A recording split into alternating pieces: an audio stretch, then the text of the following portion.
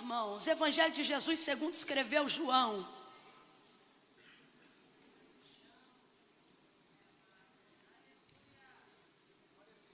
Capítulo de número 9. Moço da água.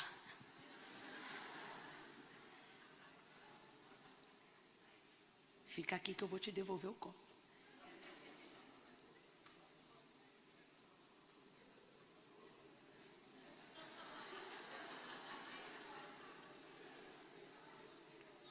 Só mais um pouquinho, peraí. Obrigada.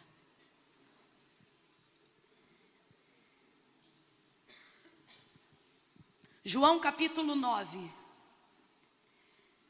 Quem achou, diga amém. Amém. Versos 1 em diante. Diz assim o texto sagrado: quando Jesus ia passando, viu um homem. Complete aí para mim, por favor. Viu um?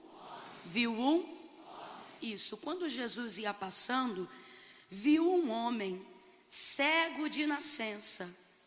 E os seus discípulos, ou os discípulos de Jesus, lhe perguntaram: Rabi, mestre, quem pecou? Este ou os seus pais, para que ele nascesse cego? E Jesus respondendo disse: nem ele pecou, nem os seus pais, mas isto aconteceu para que nele se manifestem as obras de Deus. Devemos fazer as obras daquele que me enviou enquanto é dia. A noite vem quando ninguém pode trabalhar. Enquanto eu estou no mundo, sou a luz do mundo.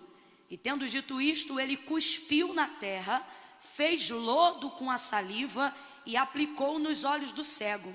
E disse: vai, lava-te no tanque de Siloé, que significa o enviado. E o cego foi, lavou-se e voltou vendo. Não, você não deve ter ouvido, eu vou ler de novo. E o cego foi, lavou-se e voltou vendo. Isso. Então os seus vizinhos e os que dantes o tinham visto a mendigar, perguntavam dizendo: não é este aquele que ficava assentado pedindo esmolas? E alguns diziam que era ele, outros diziam: parece com ele. Mas ele mesmo, ao ouvir, dizia: sou eu. E perguntaram-lhe então: como foi que abriram os teus olhos? E ele respondeu dizendo: o homem chamado Jesus. Oh, aleluia. O homem chamado Jesus fez lodo, untou-me os olhos e disse: vai ao tanque de Siloé e lava-te. Então eu fui, lavei-me e pude ver. Verso de número 19. Perguntaram aos pais desse moço: este é o vosso filho? É ele o que vocês dizem ter nascido cego? Como é que agora então ele enxerga? E os pais responderam: sabemos que este é nosso filho e que verdadeiramente nasceu cego. Mas que agora como que ele vê, ou quem lhe abriu os olhos, não sabemos. Mas ele tem idade. Pergunte para ele e ele falará por si próprio. Seus pais diziam isso porque temiam os judeus, pois já os judeus haviam resolvido que quem confessasse naqueles dias ser e dizer que Jesus era o Cristo, deveria ser expulso da sinagoga. Foi por isso que eles disseram: tem idade, pergunte para ele. Chamaram então o homem que havia sido dantes cego pela segunda vez e disseram para ele: dá glória a Deus, porque sabemos que esse que tu dizes que te curou, ele é pecador. E respondendo o homem disse: se é pecador ou não, eu não sei. De uma coisa eu sei, que eu era cego e agora vejo. Oh, diga amém por essa palavra. Diga glória a Deus por essa palavra. Oh, glória a Jesus, aleluia. Botar despertador aqui, porque vira vigília fácil, fácil. Oh, glória a Jesus, aleluia, aleluia. Eu estava ali sentada, me lembrando da minha mocidade, que tem pouquíssimo tempo.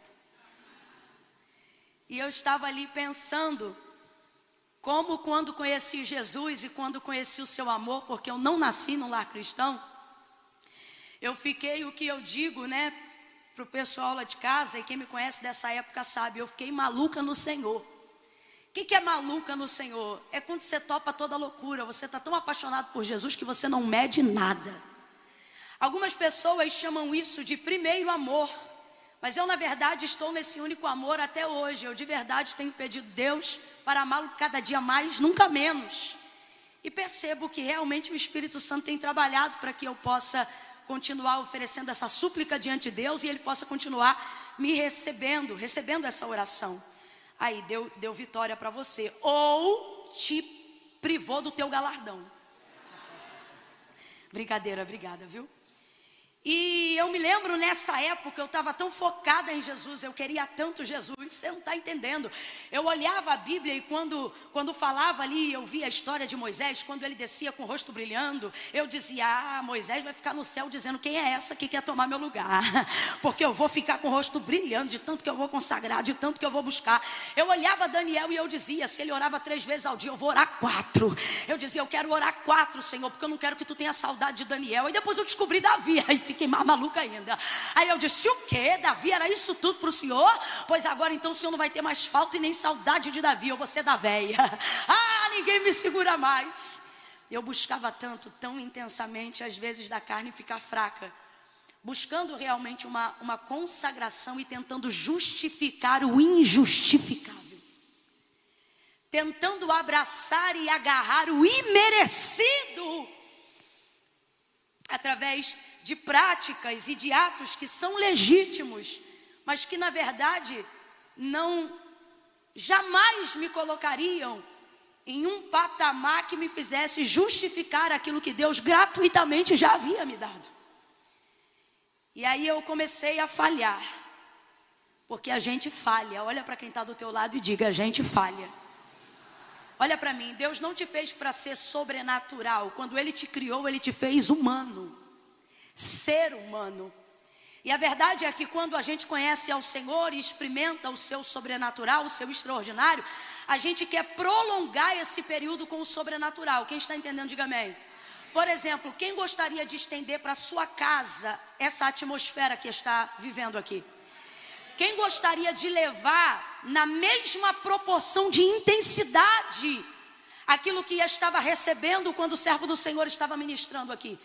A nossa vontade, se pudéssemos transferir esse ambiente ou estendermos em largas grades de hora a unção, o poder, o avivamento, o quebrantamento, aquele choro, aquele pranto que muitas vezes invade a nossa alma e a gente sabe que é a presença do Senhor de maneira imponente, como um rio que corre para o mar e não pode ser parada. A gente não quer parar aquele choro, a gente não quer parar aquela vontade. Inclusive, são em momentos como esse que a gente faz votos dos quais às vezes nem dá conta de pagar, porque a gente está tão motivado, a gente está tão focado. E eu tenho certeza que tem pessoas aqui que já prometeram coisas ao Senhor, já firmaram propósitos com o Senhor, até porque essa atmosfera é favorável para isso, para que você comprometa-se. Só que quando isso aqui acaba, a atmosfera não é mais a mesma.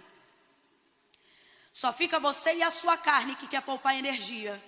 Só fica você e a sua carne que tem prazer no descanso.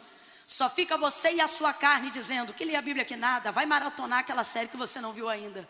Só fica a sua carne dizendo, ou você acha que na segunda-feira sua carne vai dizer, entra para o quarto, fecha a porta e entrega pelo menos 1 hora de oração para Deus. Não, ela vai dizer, sabe o que? Dorme, você está cansado, retiro, liga a televisão, um balde de pipoca e cai dentro.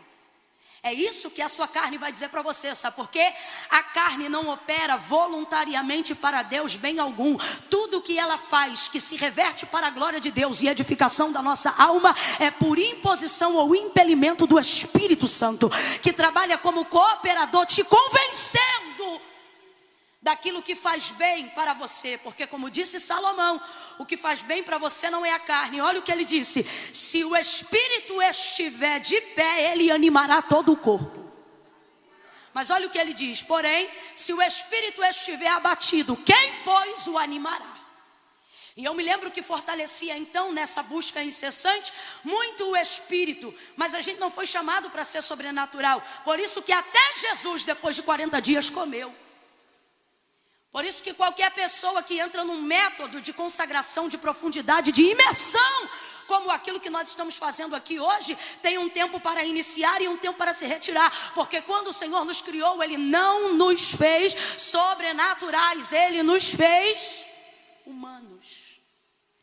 Quando Paulo pediu ao Senhor e ele dizia insistentemente, ele dizia: tira de mim, por 3 vezes ele anuncia, eu orei, eu clamei ao Senhor e eu disse: arranca de mim esse espinho na minha carne, esse mensageiro de Satanás, que de tempo em tempo vem me esbofetear. E quando o Senhor se destinou a respondê-lo, depois de um clamor repetitivo por 3 dias, o Senhor disse para ele: a minha graça te basta, e o meu poder se aperfeiçoa na sua força. Quem lembra, gente? O meu poder se aperfeiçoa na sua fraqueza. Vá compreendendo isso aí. Nossas dependências, debilidades e fragilidades afrontam a nossa humanidade, afrontam a nossa carnalidade, muitas vezes esmagam o orgulho e a vaidade da nossa santidade, mas são elas que nos movem para o lugar de uma adoração sincera, de um coração quebrantado, de um coração contrito. Eu quero que você compreenda que Deus não está interessado em substituir na sua vida coisas que só a sua humanidade deve e pode fazer. Camila, eu não estou entendendo. Tem pessoas aqui que ainda não conseguiram entrar num caminho de constância, ainda não conseguiram esbofetear a procrastinação que afronta o seu espírito. E não é porque elas não querem, não é porque elas não amam. E eu estou falando com vocês, não é porque vocês não querem, não é porque vocês não amam, é porque de verdade, ou a gente fica na carne, ou a gente fica no espírito. Na nossa cabeça a gente pensa que é isso. Ou você consagra muito e não peca, fica santarrão, fica crente pra chuchu, julga o pecado de todo mundo. Ou então você fica carnudão e tudo respalda pela graça e nada tem nada a ver e é oba-oba. E aí você fica lá e cá, lá e cá e lá e cá. Tua vida parece um eletrocardiograma, hora em cima, hora embaixo. E não foi assim que Deus nos criou. Por isso que não dá certo quando a gente fica só no sobrenatural. E por isso que também não dá certo quando a gente vem só pro natural. Porque quando o Senhor nos fez dotado de tricotomia, espírito, alma e corpo. E todos eles para andarem em harmonia. Por exemplo, quando o Senhor criou o homem e o plantou no jardim do Éden, preste muita atenção, não há pecado no mundo. Eu quero que você imagine agora a cena do jardim. Imagina a cena do jardim, gente. O cenário perfeito que só será retratado novamente na eternidade. Um lugar sem pecado, sem erro, sem maldade, sem mentira, sem engano. Um lugar onde eu não preciso forçar, nem para sentir Deus, nem para fluir Deus, e nem preciso esmagar a minha carne, porque até a minha carne coopera com a comunhão que eu tenho com Deus. A cena e a vida de Adão era essa. Então diga para mim, o cenário é perfeito, sim ou não? O cenário é perfeito, sim ou não? Mas ainda assim, no verso 18, mesmo tendo Deus feito todas as coisas, quando ele percebe Adão dentro daquele cenário, que humanamente falando é de perfeição, não é Adão, mas é o próprio Deus que diz assim: não é bom que o homem esteja só. Aí eu te pergunto, você vê Deus indo conversar com ele todos os dias, não como a gente aqui em espírito e em verdade, mas em pessoa. Completa para mim, para eu ter certeza que você está me ouvindo bem, hein? Pessoa. Imagine absolutamente nenhum outro homem, nem mesmo Moisés, porque o viu de relance apenas pelas costas, mas Adão via Deus face a face. Adão conversava com ele em pessoa, ao ponto de um extraordinário se tornar cotidiano, de maneira tão tremenda que nem sabemos em que esfera aquela comunicação caminhava, se era por intermédio de palavras verbalizadas ou de pensamento, porque a presença de Deus enchia o jardim em sua glória, e Adão não precisava se privar dela para morrer, mas a tinha enquanto vivia. Vai ouvindo isso aí? Um homem que vê Deus em pessoa todo dia, tem falta de alguma coisa? Tem falta de alguma coisa? Não, porque você quer colocar na rotina sobrenatural, mas Deus vê que um homem que vê Ele todo dia e fala com Ele todo dia vai sentir falta de alguma coisa, e Ele não se ofende com isso, porque quando Ele criou o homem, Ele não disse façamos igual, Ele disse façamos semelhante. Mas qual é o problema? O problema é que você rejeita a semelhança, o que você quer é ser igual.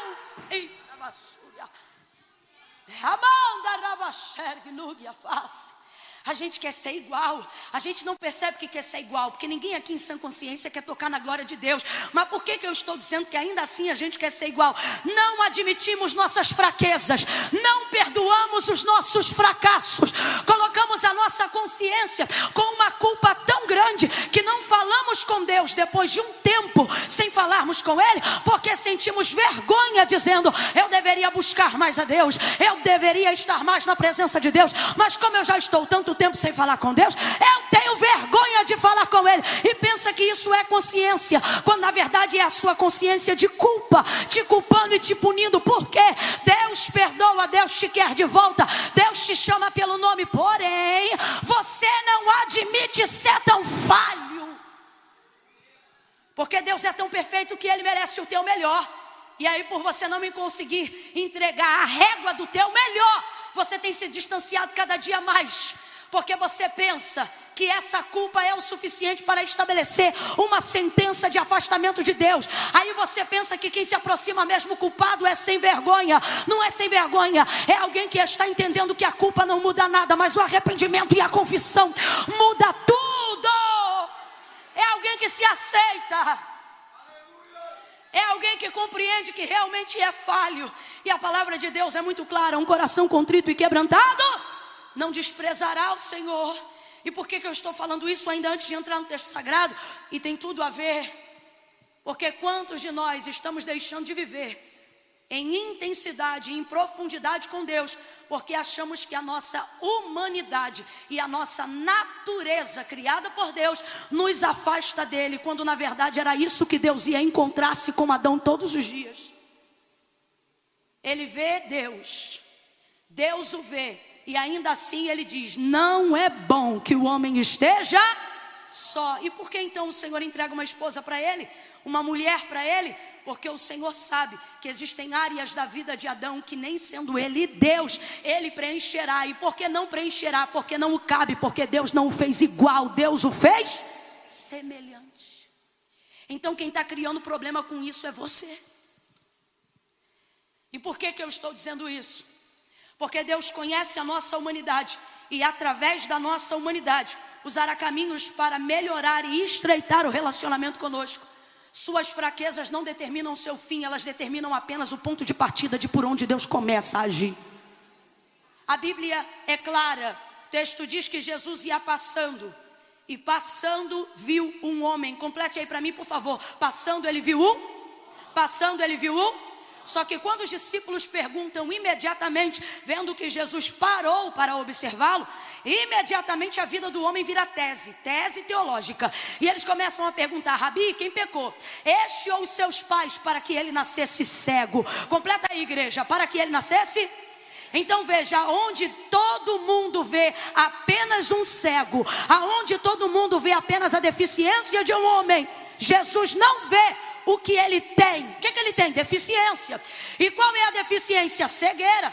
Os discípulos prontamente perguntam: quem pecou, ele ou seus pais, para que nascesse cego? Porque os discípulos estão observando o que ele tem, e para os discípulos o que ele tem determina quem ele é. Ele é esmoleiro porque tem cegueira. Tem cegueira? É esmoleiro, deve ter pecado. Rabi, quem pecou? Este ou seus pais, para que nascesse cego? Veja, eles só observam o que ele tem, e só observam o que ele faz em razão do que ele tem. Se fosse o texto dizendo que eram os discípulos que estavam passando, ao invés de ser Jesus, certamente estaria escrito assim: quando os discípulos estavam passando, viram um cego.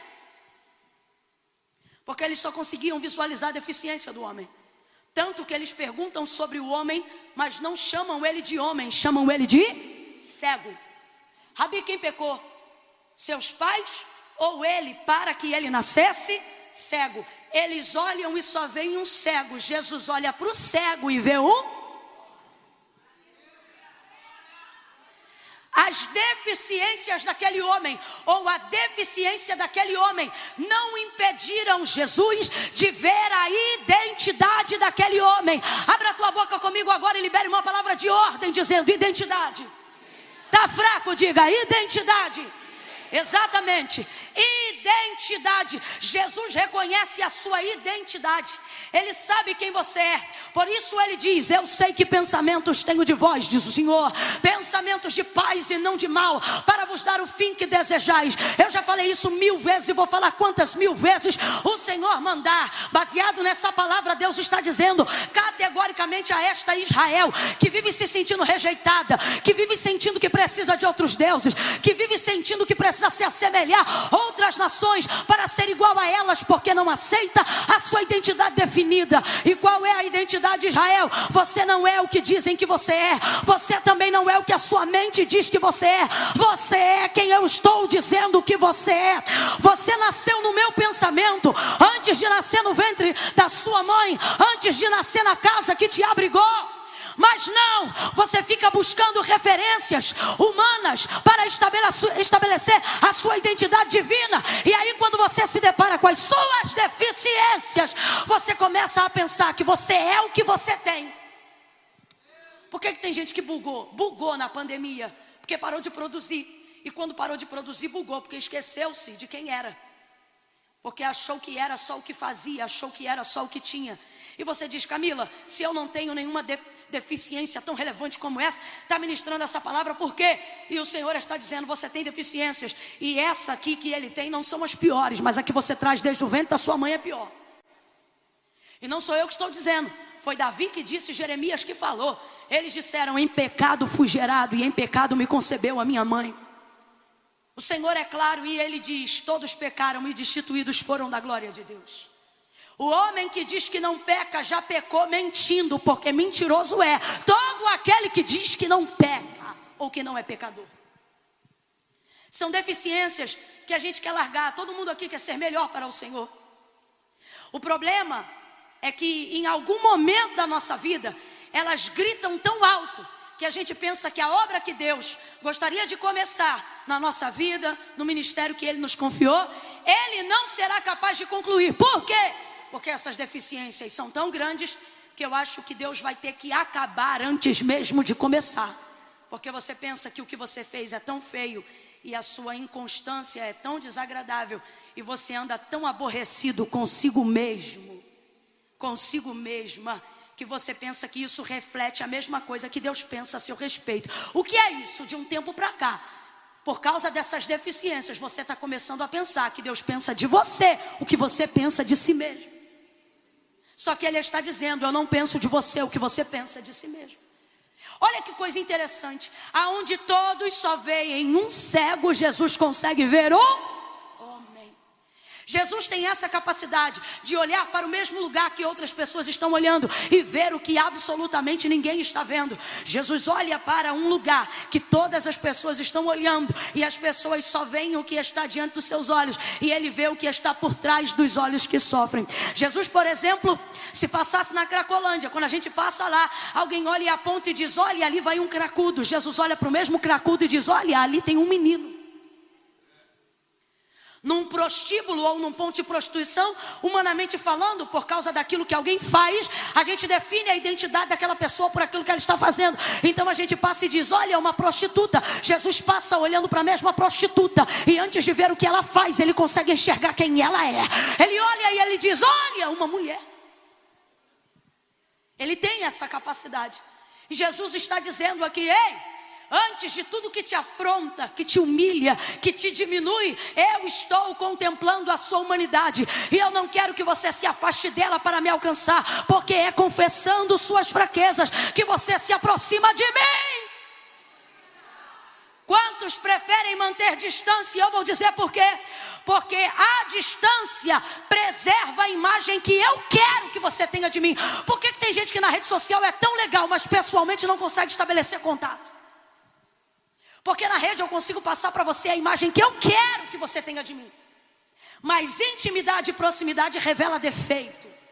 Então existem pessoas e momentos da nossa vida onde a gente quer se distanciar das coisas de Deus, porque os nossos defeitos se agigantam quando nos aproximamos do Senhor. Quanto mais próximo de Deus você está, mais evidente fica o seu pecado. Sim ou não? Sim ou não? É por isso que arrogantes caminham longe de Deus. Pode ver. A maioria das pessoas que se acham muito estão distantes, porque quem está perto não consegue se achar. Não consegue. Só vê ele, só consegue reconhecer o quanto precisa descer. Jesus vê a humanidade desse homem, a despeito da sua deficiência, e então diz para ele, e então os discípulos dizem para ele: Rabi, quem pecou? Ele ou seus pais para que nascesse cego? Jesus diz: nem ele, nem os pais dele. Sabe o que o Senhor está dizendo? Parem de querer buscar respostas para estabelecer julgamento. É isso que Jesus está dizendo. Ele diz: nem ele, nem os pais dele. Jesus emitiu aqui uma alternativa que não havia sido pensada por nenhum dos discípulos, porque na mentalidade deles, o que ele está vivendo é colheita de pecado dos pais ou dele. E por que eles fazem essa colocação? Vou lhe dizer. Eles nunca perguntaram isso acerca do leproso, nunca perguntaram isso acerca do paralítico, nunca perguntaram isso acerca de nenhuma outra pessoa que tinha alguma deficiência e ao longo do caminho Jesus havia curado, mas perguntaram acerca deste cego. E por que fizeram isso? Porque na verdade eles estão intrigados de Jesus parar para dar atenção a um homem que tem uma deficiência de nascença. Camila, eu não entendi, vai entender agora. Existem alguns julgamentos precipitados ao nosso respeito, que eles na verdade não estão baseados no interesse que as pessoas têm, verdadeiro em quererem saber da gente. O que elas querem saber é o que Jesus viu na gente, o que Jesus está fazendo aqui. Quando para e olha para este homem, intriga os discípulos. Como é que um homem nesse estado teve atenção? Como é que um homem nesse estado está tomando o tempo de Jesus, sem que sua boca nem mesmo seja aberta?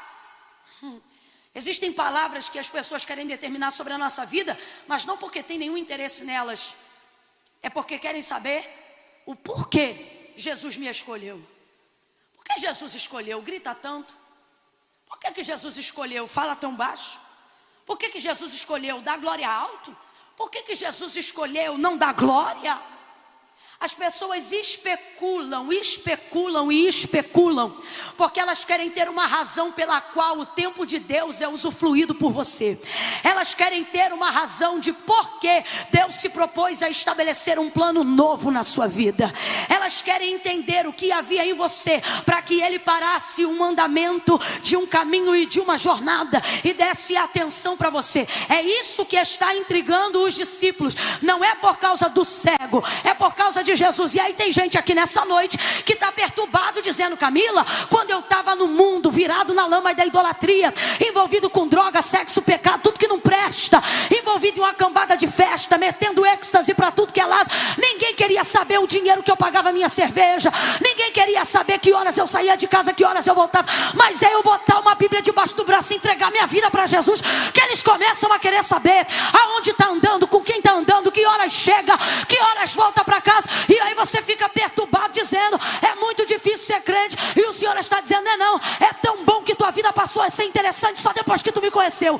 Ninguém queria saber de você até então. Falando aqui nessa atmosfera é bom, mas vivendo isso no dia a dia é o aço, irmão. Ou irritação. Querem saber e especulam.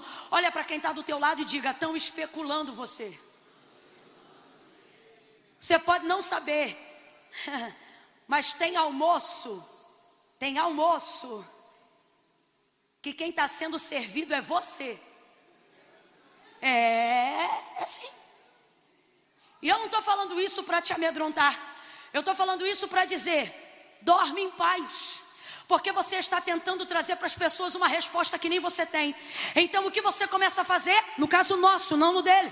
Você começa a viver um tipo de vida que seja o suficiente para responder às especulações que as pessoas andam tendo a seu respeito, para saber se você é crente de verdade, se é bom marido de verdade, se é bom pastor de verdade, se é uma pessoa generosa de verdade. Você começa a viver uma vida para corresponder às expectativas e às especulações dos outros. Aí você vai ficando cansado de servir, cansado de adorar, e no final acha que difícil é o evangelho. Não, não é. Difícil é que você percebeu que por causa da percepção perseguição e da especulação, você começou a usar toda a sua energia, toda a sua devoção para ter status social de santidade e tentar calar a boca do povo com teu testemunho, e isso está te esgotando. Deus me trouxe aqui nessa noite para dizer: você não tem a resposta que eles procuram, você não tem obrigação de corresponder à expectativa de nenhum especulador. Usa a tua energia para me adorar em espírito e em verdade. Não foi você que parou e olhou para mim, fui eu que parei e olhei para você. João capítulo 15. Olha para quem está do teu lado e diga assim: você está cansado? Diga, está cansado? Não é de culto, é de tentar dar resposta. Você não está cansado de ministério. Você está cansado de ter que se esforçar para mostrar que a unção é verdadeira. Você não está cansado da palavra. Não. Você está cansado porque está usando tudo que Deus te deu para servir a Ele, servindo às expectativas que estão sendo debruçadas sobre você, de gente que emoldura você dentro de um lugar onde nem eles se colocam. E você acha que tem que atender essas expectativas. É disso que você está cansado. Só que, a exemplo da vida do cego, nós vamos sair daqui nessa noite entendendo o que Jesus explicou. E João escreveu no capítulo 15, quando ele disse: não fostes vós. Olha o que o texto diz: e passando Jesus, viu um homem. Então presta atenção, o homem era cego. Passando Jesus, viu um homem. Quem viu quem? Jesus viu quem? E o homem era... podia ver a Cristo? Então quem viu quem? Quem viu quem? Jesus está dizendo: você quer dar através da sua vida respostas que só eu posso dar, porque quem te escolheu fui eu. Quem sabe o motivo pelo qual eu te escolhi fui eu. Não fostes vós que escolhestes a mim, mas eu que vos escolhi a vós. Fala a verdade, fala a verdade. Você também não sabe o que ele viu. Fala sério. Não sabe o que ele viu. Tem coisas que só a eternidade vai revelar. A canção que o irmão Wesley cantou aqui, ele disse que tem sido a canção da vida dele, tem sido a canção da minha vida há mais de 30 dias. E interessante que eu fui capturada por essa canção, não só pela melodia, harmonia maravilhosa, voz impecável, mas por uma parte que diz desprezível. E eu comecei a perceber que realmente eu não fluiria em nenhuma outra coisa senão no chamado do Senhor. E aí o Senhor começou a me lembrar dizendo: eu não te escolhi porque você era boa, eu te escolhi porque se eu não te escolhesse ninguém te escolheria, porque você era desprezível. Então como é que eu vou responder à indagação de pessoas que especulam e criam julgamentos precipitados a meu e a seu respeito, se eu também não tenho essa resposta? Eu não vou mais me martirizar. E Deus trouxe gente hoje aqui para dizer: eu não quero você se martirizando. Eu não quero você em conversa fiada de WhatsApp. Eu não quero ver você batendo boca em Facebook. Eu não quero ver você printando coisa e mandando pelo direct para tentar explicar isso ou aquilo. O Senhor está dizendo a quem tem ouvidos aqui, para que possa ouvir. Ele está dizendo: pare, porque essas indagações não são sobre você, mas são sobre aquilo que eu vi em você. Agora tem uma coisa boa, e se eu fosse você, começava a reagir debaixo dessa palavra, porque quando eles perguntam, ou foi ele ou foi os pais, Jesus chega dizendo: nem ele nem os pais, isto aconteceu para que a obra do meu Pai se manifeste aqui na terra. Sabe o que ele está dizendo? Isso não é sobre ele, nem sobre os que vieram antes dele, isso é sobre Deus, isso é sobre Deus, porque dele, por ele, nele e para ele são todas as coisas. Oh, aleluia! Nem ele nem os pais, só aconteceu para se manifestar nele a obra do meu Pai. Aí ele cospe, faz lama, lodo e aplica nos olhos do cego. Vamos embora lá, aplica onde? Aonde? Aplica nos olhos do cego. Aplicou nos braços, nas pernas, somente na área da deficiência. Jesus faz isso por aproximação. Preste muita atenção. Jesus faz isso por aproximação. Quando a cura começa por aproximação, você não pode permitir com que aquilo que você carrega, com que a deficiência que faz você se sentir humilhado, te afaste dele. Ainda que envergonhado, ainda que constrangido, você precisa se aproximar, porque a cura começa na aproximação. Deus está dizendo a alguém aqui nessa noite: chegue mais perto. Chegue mais perto. E você diz: Camila, eu sinto que não posso chegar mais perto. Algumas pessoas aqui que estão como Gideão, algumas pessoas aqui estão como Eliseu, se aproximando tanto da glória de Deus, que ao invés de pensar que vai receber algo para viver, estão achando que vão morrer. Meu pai, carros de Israel e seus cavaleiros, porque a glória de Deus assusta. Por que disseram a Moisés: vai você? Vendo a manifestação de Deus no Sinai, porque a glória de Deus não só maravilha, ela também assombra. E tem gente que está vivendo só o período do assombramento, do quão terrível é este lugar. E o Senhor está dizendo: esse lugar é terrível, mas é também maravilhoso. Esse lugar é terrível, mas é também curador. Este lugar é terrível, ele confronta, mas ele também é restaurador. Eu não sei para quem, mas Deus está dizendo nessa noite para alguém: chegue mais perto. Camila, como é que eu vou chegar mais perto? Eu estou morando com um homem que eu não sou casada. Assim diz o Senhor: chega mais perto. Camila, como é que eu vou chegar mais perto? Eu estou envolvido numa dívida do tráfico, onde eu tenho que distribuir ainda 100 gramas esse mês para pagar a dívida de um rolo que eu entrei. Pois diz o Senhor: com grama, 100 gramas, seja você o fornecedor, chegue mais perto. Como que eu vou chegar mais perto nessa condição? Jesus não disse: se arruma e vem. Ele disse: vinde a mim todos vós que estáis cansados, oprimidos, sobrecarregados. Ele não disse: se conserta e vem. Sabe por que ele não disse isso? Porque ele sabe que só ele é o dono do conserto, carpinteiro perfeito. Por isso ele disse: porque sem mim nada podeis fazer. Então tem que vir do jeito que está. Se aproxima dele.